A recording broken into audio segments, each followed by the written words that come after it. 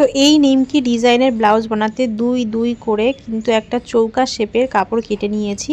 তো তারপরে এটাকে এক ভাঁজ দিয়ে আরও এক ভাঁজ এইভাবে দিয়ে তারপরে আমরা সেলাই করে আটকে নিমকিটাকে তৈরি করে নেব। এরকমভাবেই কিন্তু আরোগুলো তৈরি করে নিয়েছি আগেই। আর তারপরে আমরা যেখানে এইগুলো বসাবো সেইখানে কিন্তু এরকম করে ধরে ধরে আমরা একটার ওপর একটা রেখে রেখে বসাবো, তাহলে কিন্তু ডিজাইনটা দেখতে বেশি সুন্দর লাগবে।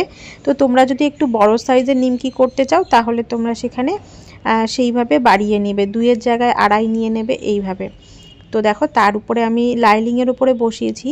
তো লাইনিংটা যেহেতু একটু শক্ত থাকে আর তার ওপরে আমি কিন্তু এর ব্লাউজের মেন ফেব্রিকটা বসিয়ে এরকম করে 1/2 ইঞ্চি ধরে কিন্তু সেলাই করে নিচ্ছি। এবার আমরা কিন্তু এটাকে উল্টে সোজা করে নিলেই দেখো কত সুন্দরভাবে কিন্তু রেডি হয়ে গেছে। তো তোমাদের কেমন লাগলো বন্ধুরা জানিও, ভালো লাগলে একটা লাইক কমেন্ট শেয়ার, টাটা।